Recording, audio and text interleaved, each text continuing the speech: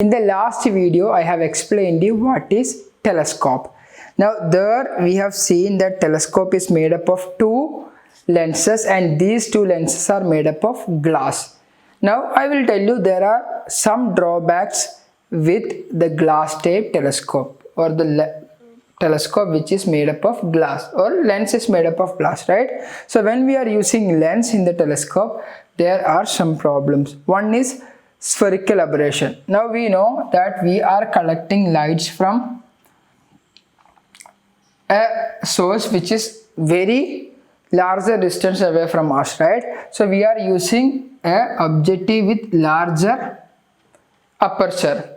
Now this light, see, the inner light would be focused at one point and these lights would be focused at some other point. I could say that the distance in between them would be less, but the focus point, all light rays won't be focused at a common point because of the larger aperture. Larger the aperture, the chances of having a point which is a common point as the focus is very less. The rays which are very far away from principal axis will have a focal point somewhere here and some other rays will have here. So there are multiple focus, or I can say that all these rays are not focusing at one point, so the picture created won't be a clear picture. Next thing is chromatic aberration.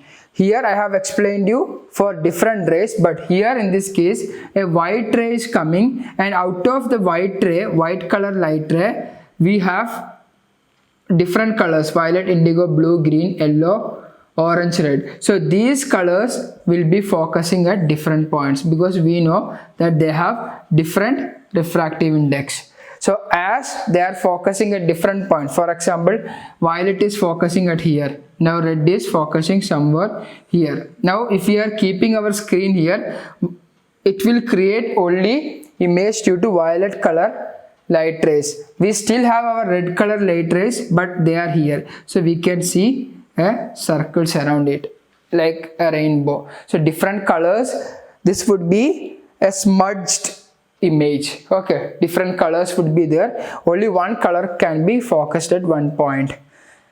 And one more, the reason is the whole lens can be approximated as number of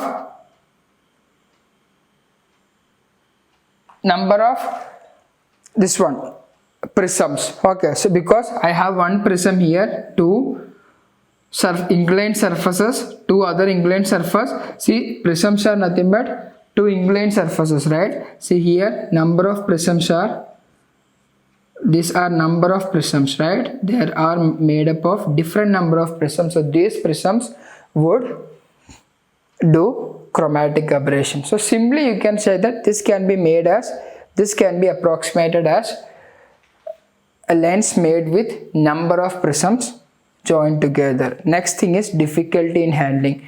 We have learned that for a good telescope it should have a larger length and larger aperture for our objective, right? So yeah, objective. So in that case our size of the objective would be so large so that it will become so heavy, and even telescope have to be so heavy so that it can support our eyepiece. So in these conditions, to rotate, to move the telescope from one position to other position, we need the help of machineries and cranes because our objective is so large and length of telescope is also have to be large. So the whole thing will make a heavy telescope which is difficult to handle. So spherical aberration, you can explain about focus. Not having an actual exact focus point. Chromatic aberration, different color focuses a different point because here you can approximate the whole lens made up of n number of prism. Next thing is difficulty in handling. All these three things makes a glass type telescope difficult to use. Okay, that's all. In the next video we will see how we can overcome these limitations. Thank you.